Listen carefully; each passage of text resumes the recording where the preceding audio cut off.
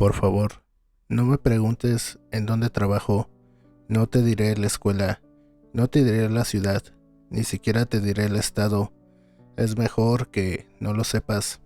Trabajo como oficial de policía del campus, un poli de la universidad, como nos llaman los estudiantes. He visto cosas. Tú pensarías que es un trabajo fácil. Cuidar a chicos blancos acomodados y privilegiados haciendo cosas de chicos blancos acomodados y privilegiados. Pero no lo es. Es aterrador. Y creo que es porque estuvimos acondicionados a creer que los monstruos deben mostrarse a sí mismos, que podemos distinguirlos de una multitud. Dibuja un monstruo. ¿Por qué es un monstruo? Heini Lee dijo eso, y esa es una pregunta válida. ¿Qué hace un monstruo un monstruo? Estamos acostumbrados a categorizar a los monstruos como esas cosas deformadas y grotescas, pero la verdad es que los monstruos reales no se ven así. Se ven como gente normal, se ven como tu vecino, se ven como tu madre, se ven como tu padre, y a veces se ven como chicos blancos acomodados y privilegiados. Su nombre era Johan Simmons. Ese no es un nombre falso. Sé que no es ético usar nombres reales en este tipo de cosas, pero él no se merece la cortesía del anonimato. No importa. De todos modos, no vas a encontrar nada en él. Sus padres se aseguraron de eso, incluso después de todo. Supongo que el dinero hace que el mundo se mueva, y el universo se lo comió. Pero estoy adelantándome. Johan Simmons se veía como alguien normal, y para todos los efectos eso es exactamente lo que era, un hombre adulto joven de la variedad de fraternidades, que pensaba que el mundo se trataba sobre él. Ya conoces ese tipo, y eso es lo que opinaba sobre él, hasta que las chicas empezaron a entrar. Había demasiadas, Dios, había tantas. Primero, segundo, tercero y cuarto año, chicas que iban en esa escuela y chicas que no, y todas ellas tenían dos cosas en común, y solo era que cada una tenía algo que les faltaba, que se supone que debía estar allí, algo desagradable pero importante, y que cada una de ellas estaba ahí para hablar de Joshua Simmons, y tuve que escuchar cada una de sus historias, y tuve que tratar de decirles que, a menos de que estuvieran dispuestas a testificar, no haríamos ni una maldita cosa. Creo que al principio no quería creer que era él, que pudiera ser él. Pudiera ser alguien que conocía, alguien que veía todos los días. No quería creer que él podía caminar sobre la escuela de sus crímenes como si nada estuviera mal, como si fuera otro día más. Quería pensar que era alguien más, un intruso, un desconocido, o si era un estudiante, uno de mis estudiantes, al menos que se sintiera culpable por eso, que se lo estaba comiendo la culpa, que no pudiera ir a clases, que ni siquiera pudiera levantarse sin vomitar después de hacer algo así. Pero Joshua sí fue a clases y lo hizo bien. Jugó en todos los partidos de fútbol del equipo, fue a todas las fiestas, siguió viviendo la vida como si nada pudiera tocarlo, y por un largo tiempo no pudimos. Y luego Amy apareció. A diferencia de Joshua, Amy no es su verdadero nombre, y no te voy a decir cuál es. Es todo lo que puedo hacer por ella, pero se merece ese poco. Amy no era como las demás, no como las demás chicas. Es un dicho que nunca toleré. ¿Qué significa como las demás chicas? No significa nada.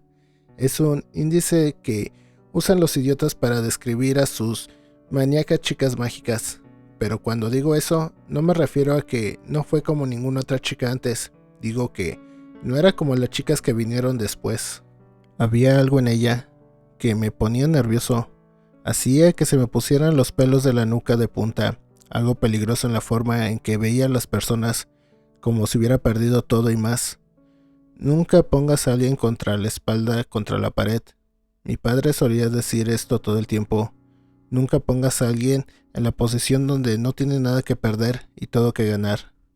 No era la forma en que ella actuaba exactamente. Si tuviera que resumirlo todo en una sola cosa, Diría que eran sus ojos. Dicen que los ojos son la ventana del alma, y si eso es cierto, no sé qué diría sobre ella, porque sus ojos estaban muertos, fríos y sin emociones, y salvajes, como si pudieran arrancarte la garganta con sus dientes sin siquiera parpadear. Y la diferencia entre Amy y las demás chicas es que ella estaba lista para testificar. El juicio fue en noviembre, justo antes del Día de Acción de Gracias, y recuerdo que no tenía nada para agradecer, no por estas chicas, y Annie contó su historia. No lloró, su voz no se estremeció, ella ni siquiera miró a Joshua Simmons, sentándose 3 metros lejos de ella, sonriendo como si supiera que era intocable. Ella contó su historia y el cuarto entero estaba en silencio, y cuando terminó, se sentó ahí en silencio hasta que el abogado le hizo unas preguntas, e incluso esa la respondió tan calmada como era posible, y cuando fue descartada y se fue a sentar, la audiencia entera comenzó a hablar en voz baja hasta que el juez pidió orden en la sala. El resto del juicio fue un borrón. Sé que había testigos que estaban ahí para atestiguar la integridad de Joshua.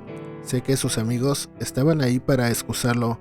Sé que Joshua Simon comportó tan arrogante como podía ser, y sé que quería usar la Biblia sobre la que él había jurado para aventársela a la cara convirtiéndola en una pulpa de sangre. Pero no recuerdo las preguntas que hicieron, ni las respuestas que dieron. No recuerdo nada desde la mirada que Annie me dio luego de testificar. Después de eso, recuerdo haber esperado sosteniendo mi respiración, rezando porque el juez tomara la decisión correcta. Recuerdo pensar que la verdad estaba justo ahí, tan cerca que genuinamente cualquier persona podría verla. ¿Cómo no podrían? Joshua Simon fue declarado inocente, y en ese momento lo supe. Supe lo que significaba para alguien estar sobre la ley, supe lo que significaba para alguien ser intocable, y quería matarlo. Quería estrangularlo, borrándole esa media sonrisa arrogante de su cara y hacerle entender lo que significa tener miedo, pero no lo hice. ¿Por qué? Soy un oficial de la ley y eso significa seguirla aunque no esté de acuerdo con ella. Bueno, pensé, hicimos lo que pudimos, pero en realidad no creía eso y no se sentía de verdad, pero no había nada que pudiera hacer. Y pensé que eso era todo hasta que recibí la llamada 2 semanas después. Encontraron a Joshua Simon en una cabaña abandonada 3 horas lejos del campus. Fueron capaces de salvarlo, pero creo que quizás esa fue la intención de Annie a pesar de todo. Ella fue cuidadosa con la forma en la que lo lastimó. Quería que él viviera con el recuerdo, quería que él viviera con las cicatrices. Hubo un segundo juicio, por supuesto, y recuerdo haber pensado, aquí estamos de nuevo. Pero no era lo mismo, no realmente. Un crimen que nadie creía que fuera un crimen, y un acusado que nadie creía que fuera un criminal. Amy volvió al estrado, y, calmada, contó la historia como si estuviera hablando del clima, como si no tuviera contacto con la persona que lo hizo, o quizás como si no le importara, como si estuviera más allá de importarle. Eso es algo que da miedo ver. Alguien que está más allá de importarle. Es como que la gente pierde un poco de lo que los hace humanos cuando llegan a este punto. Describió cómo se acercó a él en la fiesta, cómo le coqueteó, cómo lo tentó, cómo lo sedujo. Habló sobre cómo le dio la bebida con droga, jugó con su deseo, y una vez que sus ojos se comenzaron a cerrar, le había susurrado toda clase de fantasías en su oído, que solo podrían cumplirse si él se iba con ella, y lo hizo. Lo condujo afuera de la fiesta hasta su auto. Para ese momento ya le costaba caminar. Para cuando llegaron a la cabaña de Annie, él no podía mantener los ojos abiertos, y lo supo. Supo que algo iba horriblemente mal, pero no tenía la fuerza de voluntad para luchar contra eso. ¿Qué me hiciste?, dijo, narrando las palabras. ¿Qué me hiciste? Y Annie vio al juez directamente a los ojos al dar la respuesta a esa pregunta. Oh, cielo, no te he hecho nada aún, y no haré nada más de lo que te mereces. Lo metió en la cabaña y lo encadenó a la mesa del comedor, cada miembro a cada pata del mueble. Luego empezó hasta que se despertara. Gritó como una Banshee, dijo Annie, gritando y llorando como un bebé, y rogó. Oh, ¿cómo rogó? Pero Annie no había hecho todo eso para negociar con él. No estaba interesada en un trato porque no había nada que él pudiera ofrecer que ella quisiera.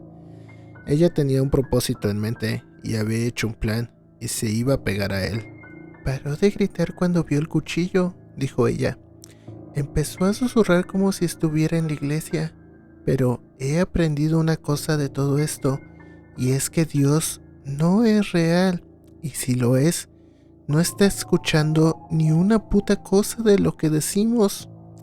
Ella dijo que él empezó a rezar, empezó a implorar, empezó a invocar a todas las deidades que conocía entre gritos. La piel era tan fácil de cortar como papel de seda mojado rompiéndose bajo mi roce. Cuando terminó, dijo, su pene había sido cortado en 4 partes exactas, de forma perfecta, como un hot dog cortado a lo largo. Ella sonrió a esto, la primera vez que vi que su cara se iluminaba desde que entró a mi oficina, el día en que todo cambió. No lo hizo todo de una vez. Él seguía alternando entre desmayarse y despertarse en una niebla, demasiado drogado con la endorfina que su cerebro estaba liberando para entender qué estaba pasando. Ella esperó hasta que él se diera cuenta del horror que venía. Le pregunté si quería, dijo, y su voz se volvió atroz. Le pregunté si quería continuar y dijo que no, y lo hice de todos modos. Le dije que seguro que lo quería porque su pene estaba duro cuando empecé, y siguió así hasta que terminé. Siguieron los testículos. Usó un escalpelo para separarlo una de la otra y luego usó un martillo para destruirlos. Y cuando estaban aplastados los cortó y aserró las 4 partes de su pene y le dijo que se lo comiera. Ponlos en tu boca, dijo. Ponlos en tu boca y chupa. ¿No es eso lo que me dijiste a mí? ¿No fue eso lo que le dijiste a las otras chicas? Él estaba llorando y ella forzó esos pedazos sangrientos dentro de su boca, empujó y le tapó la nariz y él se los comió. Le hizo comer sus propios genitales y lo hizo muy cuidadosamente. Lo hizo tomar cada gota de su propia sangre.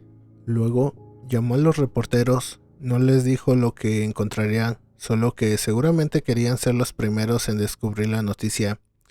Les dijo a dónde ir y cómo llegar ahí, que la puerta estaría abierta, que trajeran sus cámaras. Después condujo a la estación de policía con ropa ensangrentada y todo y se entregó. El bastardo ni siquiera me recordaba. Se rió Annie. Recuerdo esa parte distintivamente. Se oía como cuando estás más allá de lo que te importe. Ni siquiera me recordaba. Ni siquiera recordaba mi nombre. De todo lo que dijo, eso fue lo que más me enfermó. Loco, ¿no? Como la cosa más inofensiva puede ser lo que te empuja al nerviosismo. El juez volvió antes de que se cumpliera 1 hora, inocente por razones de locura, y quería llamarlo una victoria, pero luego recordé la forma en la que Annie se rió. Supe que no era una victoria, porque no había perdido el juicio, había perdido algo más importante y mucho más definitivo que una decisión en la corte. Y cuando la estaba llevando lejos, me miró y sonrió.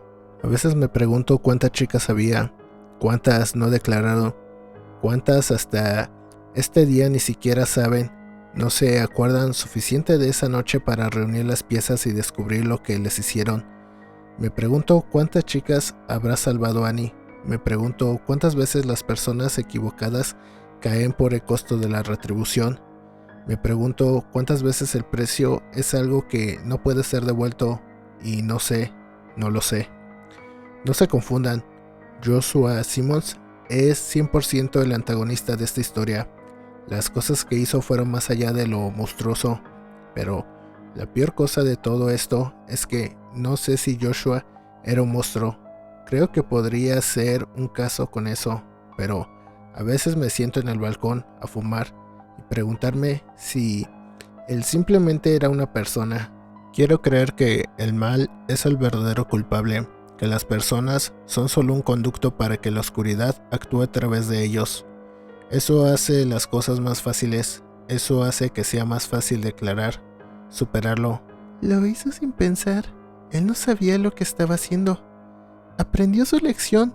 Si la persona no estaba viciada por sí, entonces hay una fuerza exterior actuando sobre esa persona.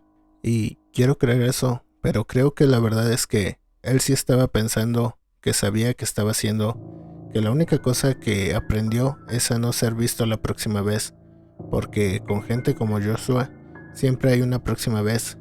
Si no es una fuerza del exterior, si no hay otra persona que hizo que Joshua hiciera las cosas que hizo, entonces fue él, solo fue una persona, no un monstruo, solo un hombre. Y lo que asusta es que es lo que somos, solo personas. Y si Joshua pudo hacerlo, entonces ¿quién dice que no podemos? ¿Quién dice que no podemos tomar una persona como Annie y destruir su humanidad? ¿Qué hace un monstruo un monstruo? Estamos acostumbrados a categorizar a los monstruos como esas cosas deformadas y grotescas, pero la verdad es que los monstruos reales no se ven así, se ven como gente normal, se ven como tu vecino, se ven como tu madre, se ven como tu padre y a veces se ven como la persona que ves en el espejo, y eso es lo más aterrador de todo esto.